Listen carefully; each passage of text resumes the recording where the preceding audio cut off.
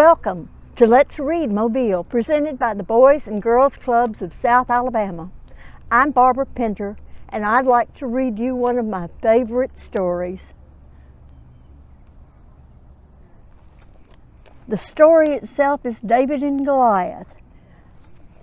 It's from the Bible storybook by Georgie Adams with pictures by Peter Alton. And David and the Goliath. A long time ago, there was a boy called David. His job was to look after the sheep in his father's farm. He was pretty good at it too. Each day, David took the flock up the mountain to graze. He had to watch it carefully because there was hungry lions and bears around, and they were always on the lookout for stray sheep. But young David wasn't afraid, not at all. He was one of the bravest shepherds around. When a lion did manage to snatch a lamb from the flock, David ran after it. Even though he was unarmed, he chased the beast, sprang at it, and attacked it. It was so surprised that it immediately dropped the lamb. David wasn't afraid when the beast turned around to attack him. He fought and he killed it. And that's how brave he was. When David wasn't busy with the sheep, he taught himself to play the harp. He was pretty good at it too. One day, King Saul heard about David and his music, and he asked the shepherd boy to play for him at the palace. So from that day on, the king often listened to David playing his harp. Now, King Saul and the people of Israel were having trouble with their old enemies, the Philistines. They were always quarreling. David's three oldest brothers were soldiers in the king's army. They had marched with the king to a mountain overlooking a valley. The Philistines were on the other side. The two armies stood facing each other, ready to do battle.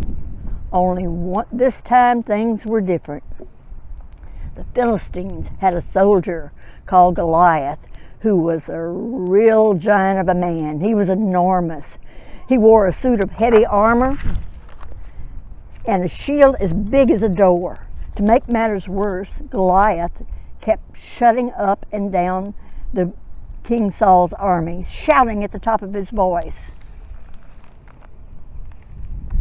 "Who's brave enough to fight me, huh?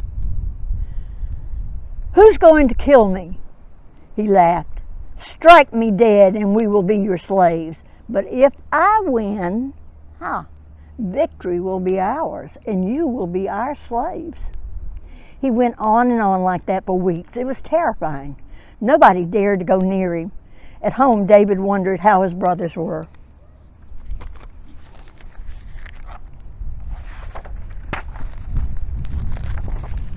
He wished he could fight, but he had to stay at home and look after the flocks. One evening, his father said, "I want you to take some food to the brothers and see how they are." So early the next morning, David took off to the mountain. It was a good long walk, and when he got there, the battle was about to begin. The armies were taking their positions.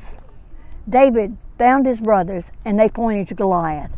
"The king has promised that whoever kills Goliath will be rewarded with riches and shall marry his daughter.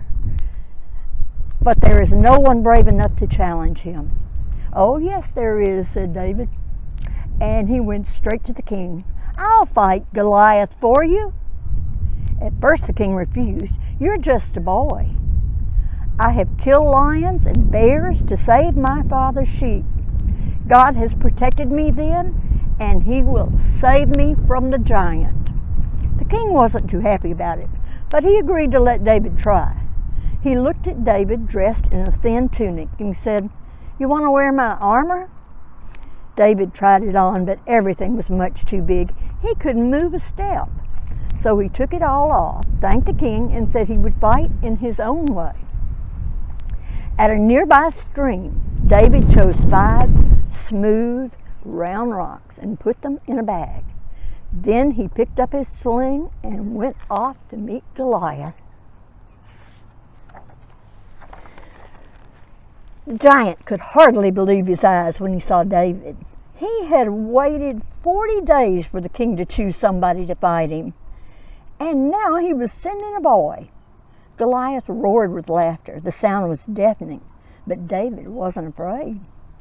The shepherd boy faced his enemy as Goliath came blundering forward.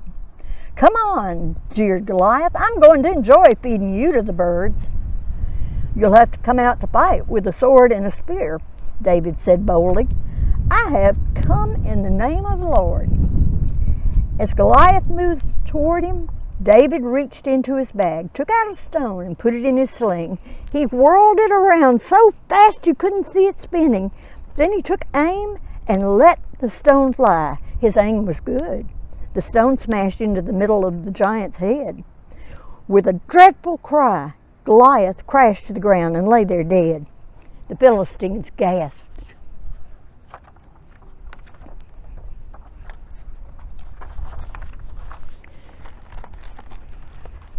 Quick as a blink, David grabbed Goliath's sword and cut off the giant's head. The Philistines were dumbfounded. Their champion fighter was dead. The shepherd boy had won the day. King Saul and his army cheered and cheered and cheered. They charged down the mountainside and chased the Philistines out of sight. So David returned home a hero. He married the king's daughter, Princess Michal, and went to live in the palace. And much, much later, when the old king died, David became king of Israel. Thank you for joining us today, and don't forget to watch us next time. Until then, let's read, Mobile.